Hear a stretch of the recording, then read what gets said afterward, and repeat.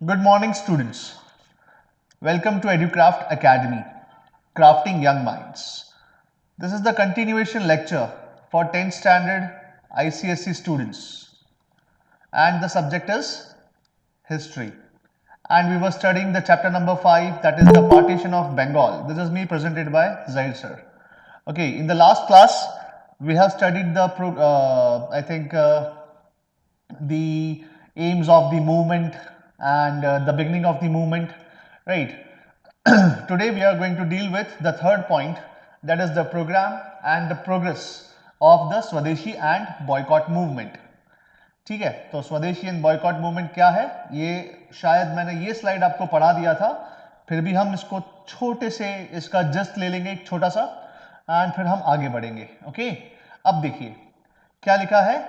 These movements started as an anti-partition agitation, but soon its nature and scope were broadened.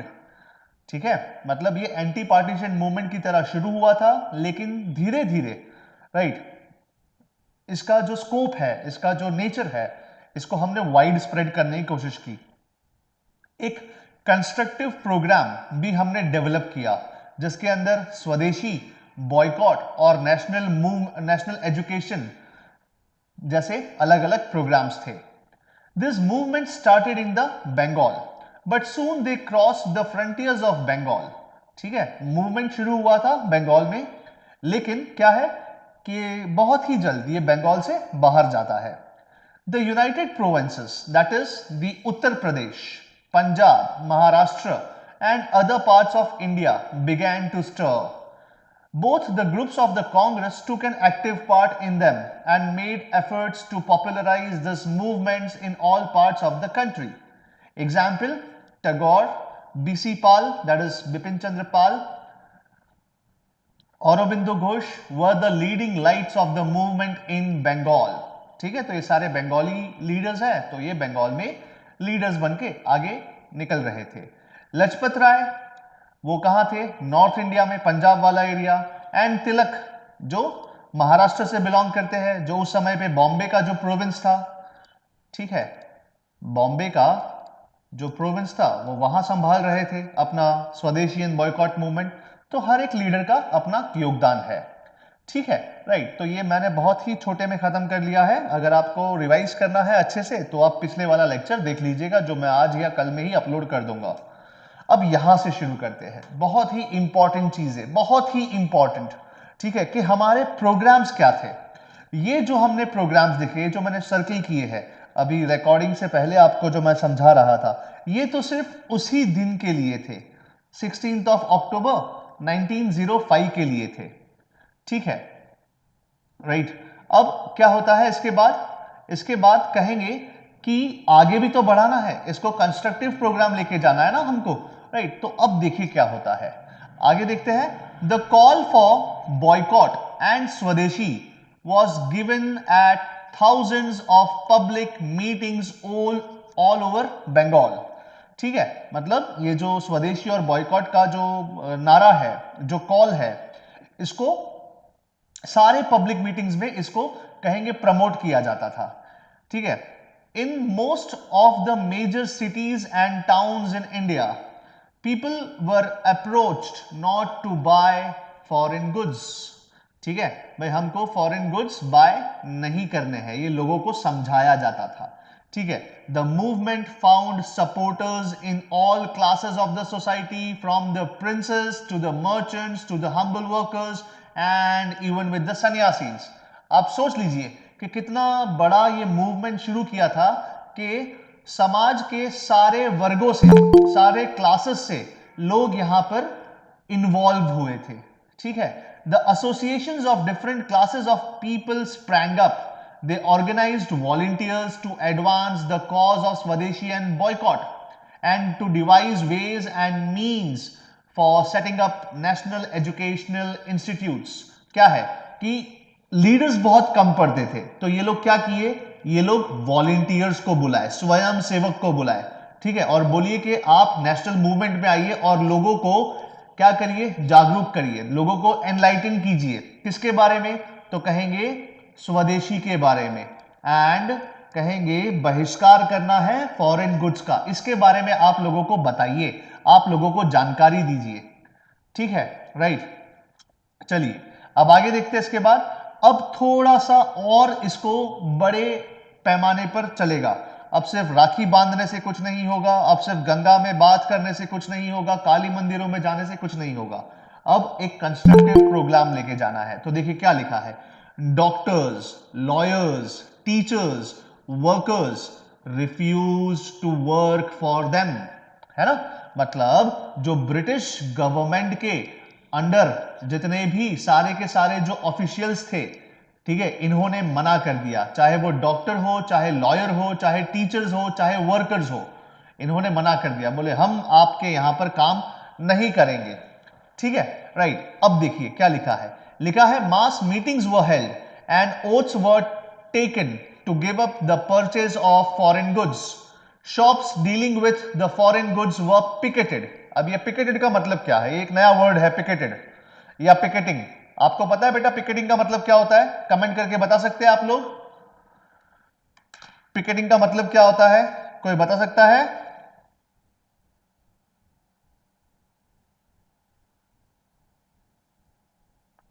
Destroyed, okay, और कोई?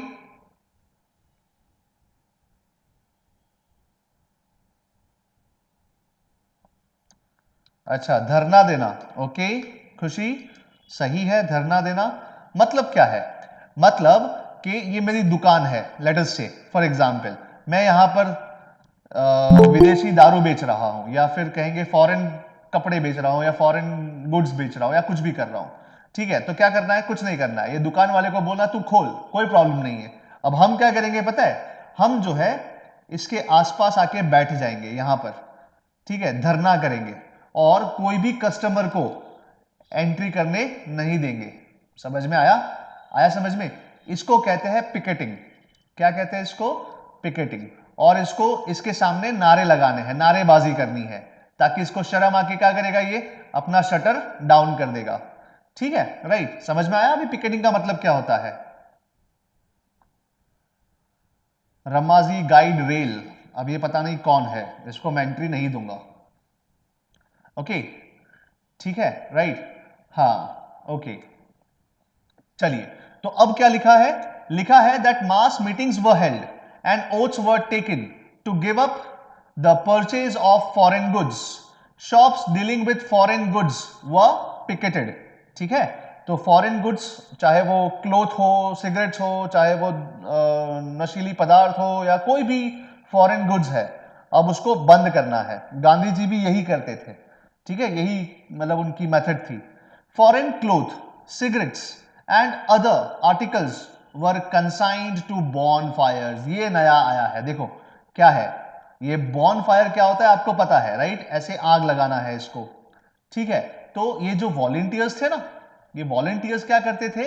ये volunteers घर घर जाके, हर घर जाके इकट्ठा करते थे। क्या इकट्ठा करते थे? सारे के सारे फॉरेन गुड्स इकट्ठा करते थे, ठीक है। और फिर एक प्लान के तहत, मतलब एक टाइमिंग के तहत, बोले ये चौराहे पर मिलो, ठीक है, वस्त्राल तनमन भाजी पाव के चौराहे पर मिलो, और क्या करो, यहां पर सारे फॉरेन गुड्स का ऐसे स्टैक बनाओ। स्टैक समझते हैं ना लोग? स्टैक मतलब इसको इकट्ठा करो, और फिर इसके सामने आग लगा दी जाती।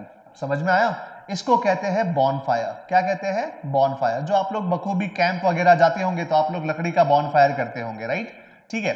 तो ऐसे बहुत सारे बॉनफायर्स किए गए थे, इसको पब्लिक बॉनफायर्स कहते हैं। पब्लिक के बीच में, ठीक है, हम क्या कर रहे हैं? सारे फॉरेन गुड्स को जला रहे हैं। ओके, सो जितने भी आर्टिकल्स थे, फॉरेन आर्टिकल्स, सारों को जलाया जाता। अब देखिए यहां पर बहुत इंपॉर्टेंट चीज लिखी है। अब सोचिए विमेन एंड स्टूडेंट्स, ठीक है, ऐसा नहीं है कि सिर्फ लॉयर्स डॉक्टर्स नहीं।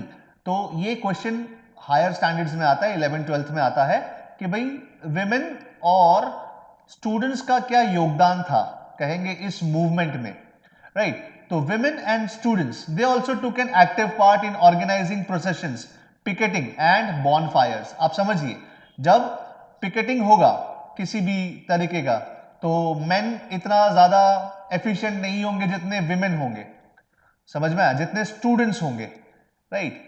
ठीक है, तो ये चीज इनका योगदान यहां पर है, पिकेटिंग करने में या बॉनफायर करने में। घर घर जाकर स्टूडेंट्स क्या करते थे, वॉलंटियर्स क्या करते थे, इकट्ठा करते थे सारा के सारा फॉरेन गुड्स, और इसको किसी भी चौराहे पर, किसी भी क्रॉस रोड पे जो तय होता था, पहले से प्री प्लान्ड होता था, वहां पर कहेंगे इसको जलाया जाता था। ओके, समझ में आ रहा है बेटा? आ रहा है समझ में? Give me a thumbs up. समझ में आ रहा है? बहुत स्लो जा रहा हूं क्योंकि बहुत इंपॉर्टेंट चीज सिखानी है। ओके, यस, ठीक है। अब देखिए आगे लिखा है, large sums were collected to help this movement. सही बात है। अब देखिए क्या है कि कहीं ना कहीं पैसा तो लगेगा, कुछ भी हो जाए पैसा तो चाहिए, तो क्या होता है, दान। दान समझते हैं आप लोग, है ना, राइट। तो दान वगैरह की प्रथा चल रही थी, ये सब चल रहा था। अब देखिए क्या लिखा है, लिखा है many textile mills, soap, match factories, national banks, insurance companies were set up to help the people, है ना, राइट। तो क्या है ये सब, क्या है ये सब, स्वदेशी लोग हैं, right. Cheap sale shops of swadeshi goods were opened. आप समझिए ये क्या होता है चीप सेल शॉप्स। अभी मैं जा रहा था रास्ते में, तो यहां पर ही जो जहां से मेट्रो का स्टेशन जाता है ना, वहां पर ही है ना एक दुकान में लिखा था कोई पण वस्तु 20 रुपया में, है ना, कोई पण प्लास्टिकनी वस्तु 20 रुपया में, ऐसा लिखा था। ठीक है, तो ये क्या है, ये होलसेल है या कहेंगे चीप सेल शॉप है, राइट। समझ में आ रहा है मैं क्या कह रहा हूं, राइट। तो अब ये प्लास्टिक की वस्तु है ना, इसको रिप्लेस कर दीजिए, इसको रिप्लेस कीजिए स्वदेशी गुड्स। ठीक है, स्वदेशी गुड्स, कोई पण स्वदेशी गुड लो 20 रुपया में, kind of that thing, right. ठीक है, तो ये क्या है, चीप सेल शॉप्स है। समझ में आ रहा है? ठीक है, अब देखिए क्या होता है, those who did not take part in this movements had to face social boycott. ठीक है, क्या है, कोई कुछ लोग तो देखो, अब सारी उंगलियां सेम नहीं होती है ना, राइट। तो कुछ लोग क्या बोलेंगे, भाई हमें तो नहीं करना फॉरेन गुड्स का, हमने तो पैसा देकर खरीदा है, कुछ नहीं करना है, ऐसे लोगों को कुछ नहीं करना है। ऐसे लोगों को क्या करना है, सामाजिक बहिष्कार करना है ना, सोशल बॉयकॉट करना है, ताकि उनको भी एहसास हो कि उनका भी योगदान चाहिए हमें इस नेशनल मूवमेंट में। उनके बिना ये नेशनल मूवमेंट, ये स्वदेशी बॉयकॉट मूवमेंट सफल नहीं होगा, सक्सेस नहीं होगा। ठीक है, अब देखिए क्या लिखा है, सबसे important, the newspapers and the magazines carried reports and article on this topic, thus helped in making movements successful. ठीक है, राइट। हाँ, अब जरा थोड़ा सा मैं यहां पर लेक्चर को पॉज करता हूं। वो लोग भी जो है अपना आवाज उठा रहे थे, ठीक है, राइट। तो क्या लिखा है, foreign articles were not used eight parties and marriages. The leaders of the Bengal set up national educational institutions to impart literary, technical and physical education. ठीक है, तो हमारे जितने भी नेशनलिस्ट लीडर्स थे, राइट, वो लोगों ने भी शुरू किया। अच्छा, मैं यहां था, the newspapers and magazines carried reports and articles on this topic. ठीक है, अब सीधी सी बात है कि बॉयकॉट और स्वदेशी लोगों तक पहुंचाइए कि हमारी आइडियोलॉजी क्या है, तो कहां से, माध्यम क्या है, सोर्स क्या है। आज का सोर्स मेरा व्हाट्सएप स्टेटस है, आज का सोर्स मेरा इंस्टाग्राम की स्टोरी है, ट्विटर का ट्वीट है, लेकिन उस समय पे क्या था, उस समय पे न्यूज़पेपर्स एंड मैगजीन्स था। ठीक है, तो ऐसे ही क्या होता है, ये आइडिया पहुंचता है, लोगों के घर तक पहुंचता है, राइट। ठीक है, द मोस्ट जीलस मतलब एकदम मेहनतकश लोग जो थे उनको जीलस कहते हैं। तो the most jealous workers of this movements were students from school and colleges. देखो एकदम एंथुजियास्टिकली जो पार्ट ले रहे थे, वो कौन ले रहा था, वो ले रहे थे ये स्टूडेंट्स, है ना, छात्र। जो छात्र आंदोलन हुए हैं, आप भारत की हिस्ट्री में देखिएगा, छात्र आंदोलन बहुत सारे हुए हैं। ठीक है, तो छात्र जो है आंदोलन करते हैं, they organised voluntary associations for picketing and propaganda, the programmes of swadeshi and boycott went hand in hand. ठीक है, राइट। तो ये क्या है, ये छात्रों का आंदोलन है। अब आगे देखते हैं fourth point, the policy of repression followed by the government. Government क्या करेगी आप बताइए? अब बताइए, आज आप न्यूज देख रहे हैं, ठीक है, आज आप न्यूज देख रहे हैं, तो गवर्नमेंट क्या स्टेप्स उठाती है? गवर्नमेंट क्या स्टेप्स उठाती है भाई? धारा 144 लगाती है ना, कि भाई 4 जन से ज्यादा इकट्ठा नहीं होना है। फिर क्या करती है? गांव को सील कर देती है, कर देती है, ठीक है। सहमत है आप लोग मुझसे? और ज्यादा से ज्यादा क्या करती है? बैरिकेड लगा देती है ना।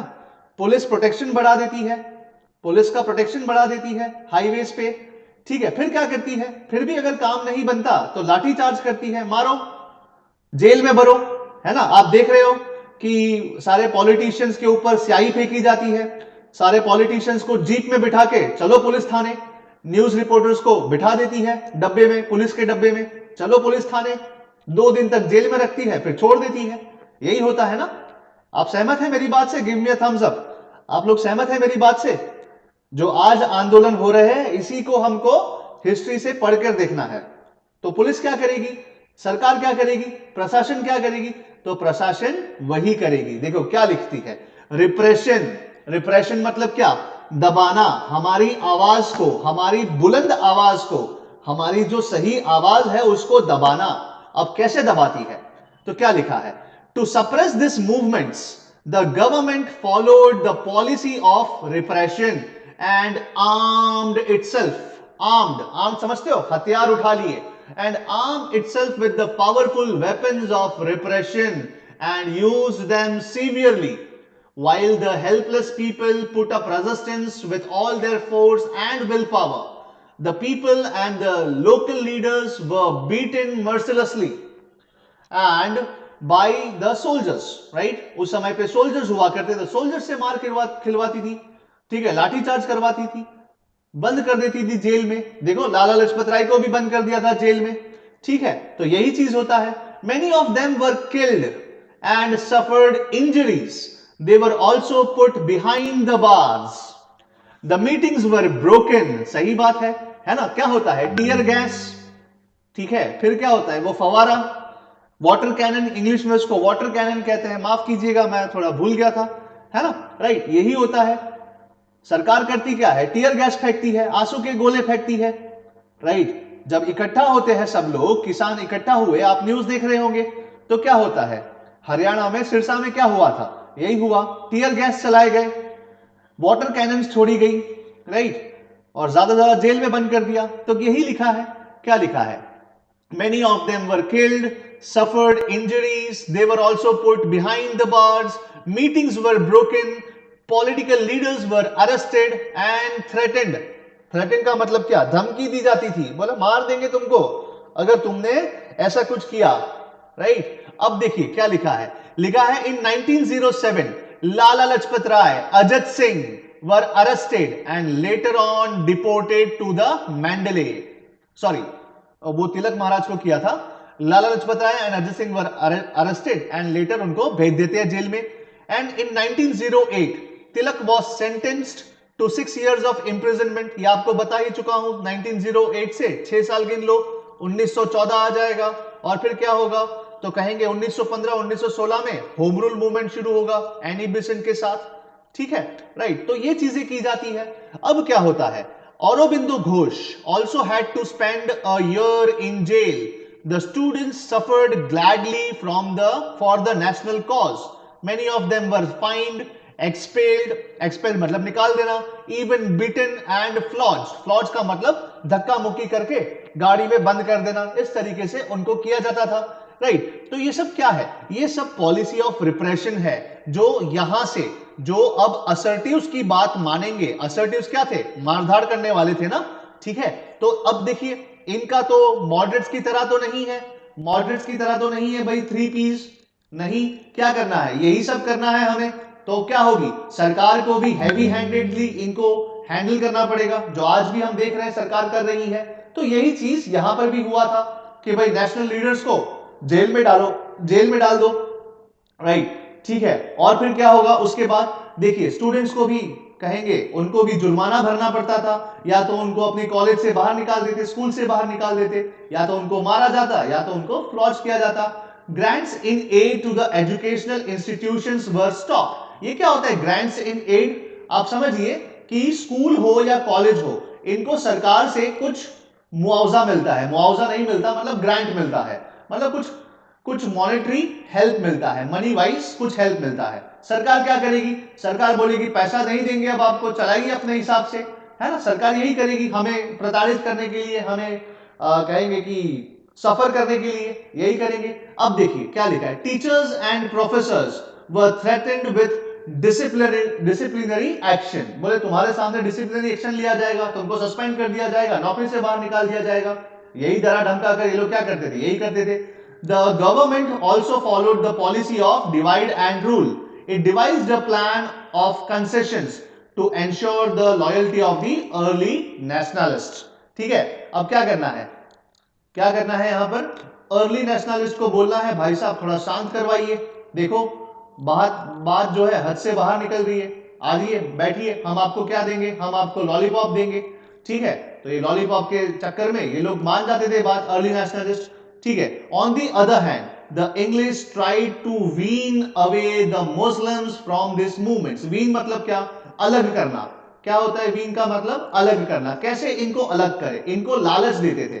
तो लालच क्या दिया, 1906 में मुस्लिम लीग बन गया, 1909 में कहेंगे कि सेपरेट इलेक्टोरेट्स आ गया, राइट। तो यही सब चीजें किया गया। तो English tried to wean away the Muslims from these movements by following the policy of conciliation towards them। ठीक है, तो यही होगा, जब यूनिटी होगी तो क्या होगा, हम स्ट्रांगली से लड़ेंगे। लेकिन क्या है, जब डिवाइड होंगे, जब मुस्लिम्स अलग हो जाएंगे, जब कहेंगे हमारे नेशनल लीडर्स मॉडरेट्स अलग हो जाएंगे, तो क्या होगा, ये जो मूवमेंट चल रहा है ये वीक हो जाएगा कि नहीं होगा, यस हो जाएगा।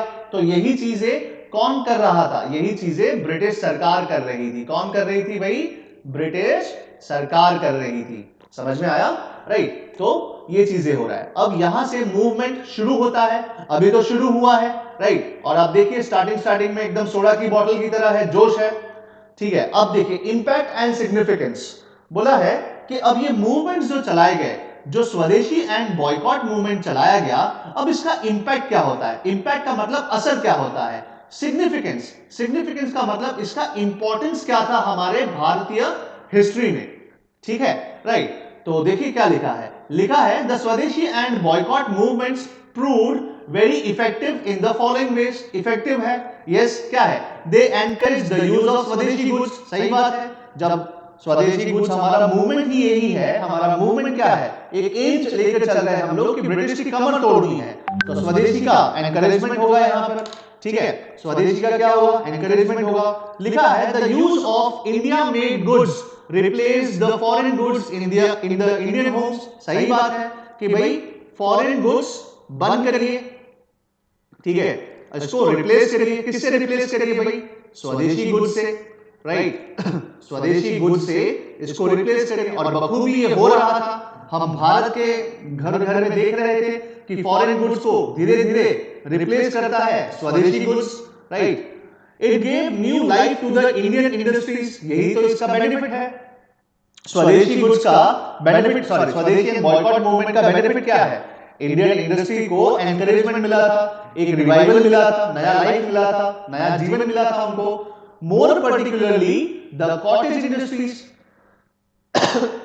कॉटेज इंडस्ट्रीज का मतलब क्या, छोटे मोटे कारखाने, कारखानों को हम क्या कहते हैं, कॉटेज इंडस्ट्रीज कहते हैं। समझ में आ रहा है बेटा, give me a thumbs up. समझ में आ रहा है आप लोगों को कैसे जा रहा है हमारा टॉपिक, भारत का इतिहास कैसे डेवलपमेंट हो रहा है, भारत के इतिहास का, हमारे जो नेशनल स्ट्रगल है, जो हमारा नेशनलिस्ट मूवमेंट है, उसका कैसे अपने डेवलपमेंट हो रहा है।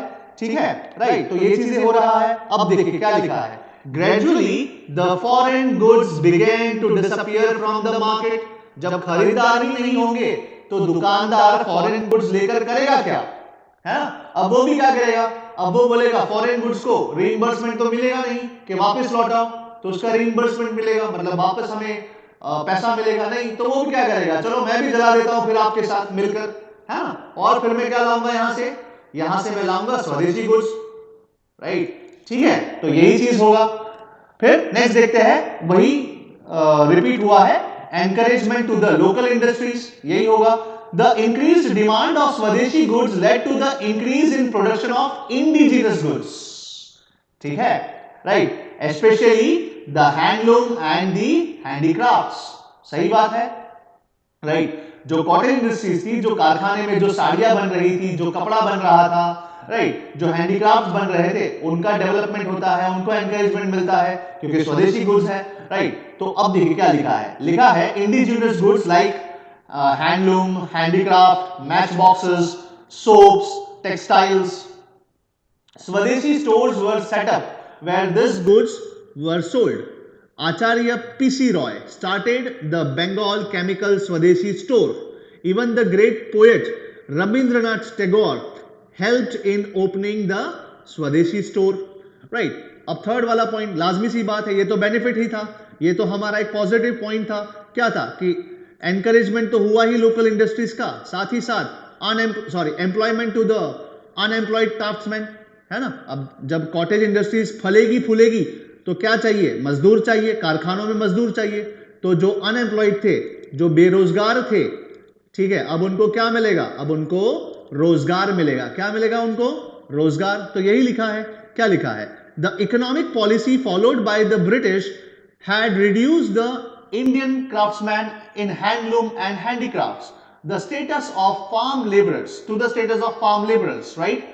The movement gave impetus मतलब encouragement to the cottage industries. As a result, these craftsmen not only got their work back, but indigenous raw materials also began to be used in the country. सही बात है। अब किसान क्या करेगा, किसान को जो मजबूरन जो रॉ मटेरियल था वो ब्रिटिशर्स मर्चेंट को देना पड़ता था या ब्रिटिश गवर्नमेंट को देना पड़ता था। अब क्या करेगा ये रॉ, वो भी सस्ते दामों पर, चीपर रेट्स पर। अब ये रॉ मटेरियल कहां जाएगा, ये रॉ मटेरियल जाएगा इंडियन मर्चेंट्स के पास, इंडियन टेक्सटाइल ओनर्स के पास, ठीक है, राइट। तो यही चीज होगा, तो टेक्सटाइल ओनर्स के पास जाएगा, इंडियन मर्चेंट्स के पास जाएगा और अच्छे दामों पर जाएगा। तो किसान का भी फायदा, इंडियन मर्चेंट्स का भी फायदा और हमारे मजदूरों का भी फायदा, ठीक है, राइट। तो देखिए कैसा बेनिफिट होता है स्वदेशी अपनाने से। अब देखिए क्या लिखा है next, great enthusiasm amongst the students.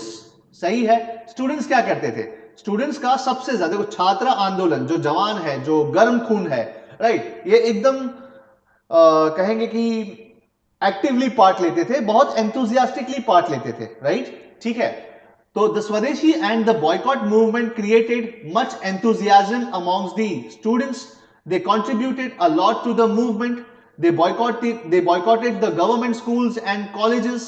ठीक है, बॉयकॉट करो इसको, इसका मतलब ये नहीं कि पढ़ाई रोकनी है, नहीं, क्या करना है, जो नेशनल इंस्टीट्यूशंस जो स्थापित हुए हैं, जो एस्टैब्लिश हुए हैं, by whom, by the national leaders, ठीक है, बस उसी स्कूलों में जाना है, ऐसा ही करना है। They organised meetings, demonstrations, picketed the shops and burned foreign goods. They waged a war against aggression and tyranny. ये क्या है tyranny और aggression? tyranny का मतलब बदसुल्की, कहेंगे dictatorship, right? Before their courage and zeal, the British grew pale. British के छक्के छुड़ चुके थे, मतलब ब्रिटिश मतलब क्या कहते हैं, छक्के छुड़ाना एक तरीके से, राइट। तो ब्रिटिश grew pale. अब देखते हैं enthusiasm amongst the women. सही है, देखो जहां पर उस जमाने में जहां पर विमेन को, जहां पर औरतों को, जहां पर महिलाओं को चौका और चूल्हा से बांध कर रख दिया गया था, अब क्या है ना, अब क्या है, अब वो भी बोलेगी रुको, मैं भी जाती हूं, मैं भी अपना कंट्रीब्यूशन देती हूं, कहां पर, नेशनल मूवमेंट में, राइट, ठीक है। तो यही लिखा है such was the impact of the swadeshi and boycott movements that even women who were traditionally tied to their homes jumped into action and marched shoulder to shoulder with men in processions, demonstrations, meetings, प्रभात फेरी, प्रभात मतलब क्या, प्रभात मतलब सुबह, right, फेरी मतलब क्या, घूमने जाना, है ना, ताली और थाली। आपको पता है जब ये ताली और थाली नहीं, लॉकडाउन वाला ताली और थाली नहीं, इसके पहले जब मैं कॉलेज में था तब गुजरात में एक लीडर है, पटेल आंदोलन के लीडर है मैं उनका नाम भूल गया, लेकिन उन्होंने शुरू किया था ये चीज। क्या बोल रहे थे कि सरकार को जगाना है तो ताली और थाली, वेलन और पाटला लेके जगाइए, है ना। तो आप देखते होंगे न्यूज में कि सारी विमेन जो है वो क्या कर रही थी, नॉट ड्यूरिंग लॉकडाउन, ओके, जब पटेल आंदोलन हुआ था तब जीएमडीसी ग्राउंड वाला जो अहमदाबाद में हुआ था, तब जो है हार्दिक पटेल क्या बोलते हैं विमेन को, बोलते हैं कि चमची और प्लेट लेकर बजाइए थाली और ताली, है ना, राइट। समझ रहे आप लोग? यस। आप लोग को याद है ऐसा कुछ?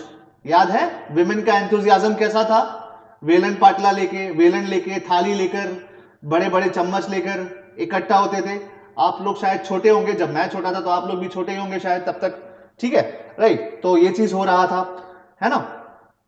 चलिए तब आगे देखते हैं क्या है लिखा है कि डेमोन्स्ट्रेशंस, पिकेटिंग, देखो पिकेटिंग मतलब समझ में आया, बॉनफायर्स, इन सब में भी इनका पार्ट था, ओके, ठीक है। अब आगे देखते हैं इसके बाद, encouraging national literature. Yes, national literature तो बहुत ही इंपॉर्टेंट है। आप देखिए जब तक आप लोग नहीं पढ़ेंगे अच्छे से लिटरेचर, नहीं पढ़ेंगे, लिटरेचर का मतलब ऐसा नहीं कि इंग्लिश लिटरेचर, शेक्सपियर, ये सब नहीं, मतलब क्या है कि जो नोवेलिस्ट जो है, ठीक है, जो मतलब जो राइटर्स होते हैं, जैसे आज के जमाने में जेएनयू के बहुत सारे, रोमिला थापर है, इरफान हबीब है, आर.एस. शर्मा है, ठीक है, ये सारे सारे लोगों की किताब मैं पढ़ता हूँ, लक्ष्मीकांत पढ़ता हूँ, ये सब चीजें जब मैं पढ़ता हूँ और आपको पीपीटी भेजता हूँ, आपको जो पीडीएफ भेजता हूँ, लेकिन आप लोग नहीं पढ़ते हैं वो लिटरेचर, ठीक है, जो बुक्स होती है, तो उस समय पर भी बुक्स छापी गई थी, उस समय पर भी एडिटोरियल छापे गए थे, तो क्या है, नेशनल लिटरेचर को पढ़ते थे और एनकरेज होते थे, राइट। तो यही लिखा है, the swadeshi and boycott movement encouraged nationalism, patriotism, है ना, right. As a result great Indian writers such as Tagore, Ravikant Sen, Mukund Das wrote new nationalist poetry and prose and filled with idealism. Their writings filled the Indian people with a new zeal and inspired them to shed fear and to defy the authority and to make matchless sacrifices for the sake of the freedom of their country. जब हम लोग ये पढ़ेंगे, ये national literature पढ़ेंगे, जब poetry पढ़ेंगे, है ना, राइट, जैसे कि अभी मैंने फिलहाल एंथुजियाज्म आता है, एक एंथुजियाज्म आता है हमारे अंदर कि भाई हमें जो हमारा जो डर है इसको पीछे छोड़ना है, टू डिफाई अथॉरिटी, अथॉरिटी को भी हमें डिफाई करना है, मतलब डिफाई मतलब क्या होता है, बात नहीं मानना, और सेक्रीफाइस की तरफ जाना है हमें, राइट। तो ये सब क्या है, एनकरेजिंग नेशनल लीडर के, नेशनल लिटरेचर के अंदर। अब देखते हैं inspiring national feelings throughout the India. सही बात है, the movement were neither directed in favour of any sect nor were they started to safeguard any vested interest, ठीक है। ये मूवमेंट ऐसा नहीं है कि मुस्लिम्स को ध्यान में देखकर शुरू किया गया था, या हिंदूज को ध्यान में देखकर शुरू किया गया था, या फिर कोई और सेक्ट है या और कोई रिलीजन है, नहीं, ऐसा कुछ भी नहीं है। ये मूवमेंट क्या था, the movement were nation wide and people from all the parts of India belonging to every caste and community and class participated in it. As a result, the movement, all Indians marched ahead with firm determination to see their motherland free from the British rule.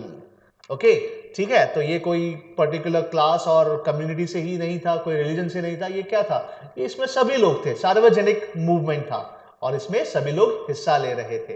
अब देखिए next point है effects of the movement on the English. अब English पे क्या होता है, इनका effect, ठीक है, कि भाई ब्रिटिश सरकार क्या कर रही है। जैसे कि आज भी आप देख रहे हैं, आज भी आप देखिए इतने आंदोलन हो रहे हैं, ठीक है, इतने सारे आंदोलन। आगे क्या लिखा है, लिखा है कि effects of the movement on English, the English had come to India primarily as a trader, सही है, and with the view of strengthening that trade, वो सिर्फ एक मर्चेंट की तरह आए थे, लेकिन the swadeshi and boycott movements badly hurt their trade interest.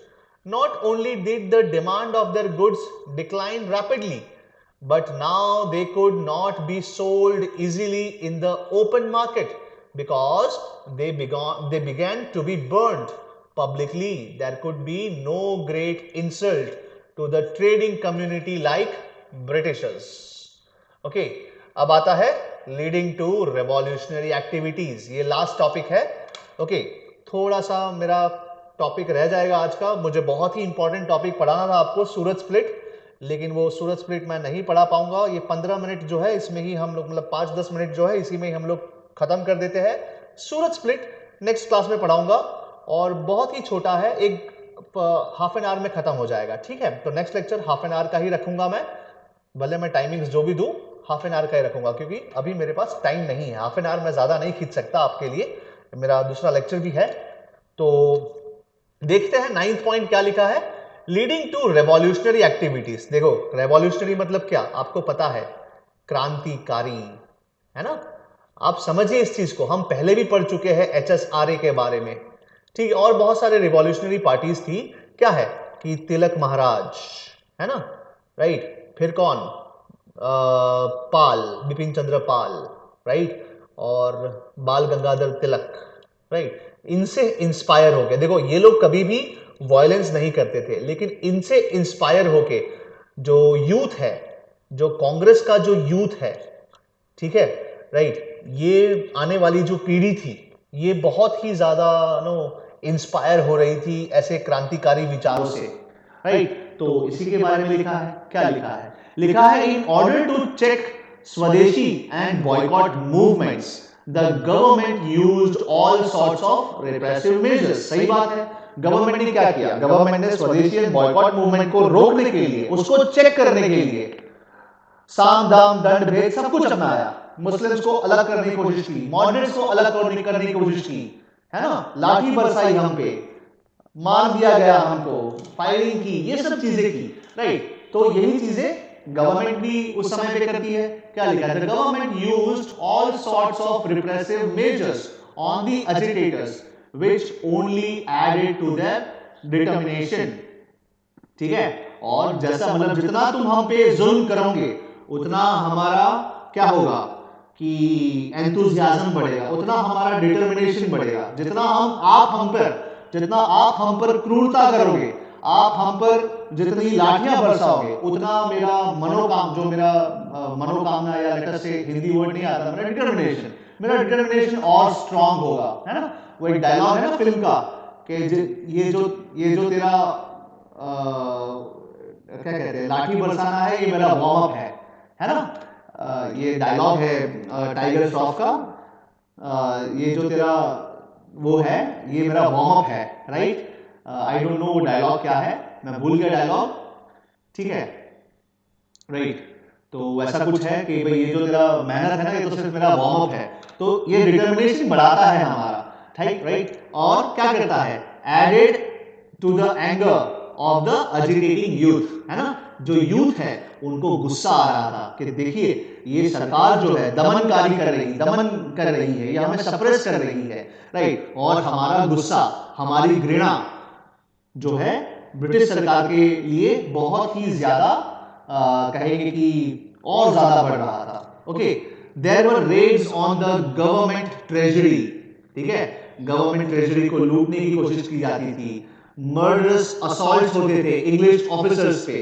The Indian youth came forward in a large number to sacrifice their lives to root out the British rule from India. Noteworthy among them कौन है, देखो ये सब है क्रांतिकारी लोग हैं, खुदीराम बोस, राम प्रसाद बिस्मिल, प्रफुल्ल चाकी, ठीक है। The British followed the policy of divide and rule. The movement went on gaining momentum and rose to their peaks within a short span of time. At last, the government gave in and revoked the partition in 1911. आपको बता चुका हूं मैं already कि 1911 में जाकर क्या होता है कि बंगाल जो विभाजित किया गया था वो वापस उसको रिवॉक करके वापस उसको मर्ज कर दिया जाता है 1911 में, ठीक है। तो ये था हमारा स्वदेशी एंड बॉयकॉट मूवमेंट, ठीक है। नेक्स्ट क्लास में सबसे इंपॉर्टेंट चीज कराऊंगा, और ये बहुत ही इंपॉर्टेंट है, एग्जाम पॉइंट ऑफ व्यू से इंपॉर्टेंट नहीं है, लेकिन हमारे भारत के इतिहास के पॉइंट ऑफ व्यू से सबसे इंपॉर्टेंट घटना होती है, वो है सूरत स्प्लिट, जहां पर कांग्रेस का विभाजन हो जाता है, कांग्रेस के अंदर डिवीजन आ जाता है, जो बखूबी मॉडरेट्स और असर्टिव्स के बीच में होता है। ठीक है।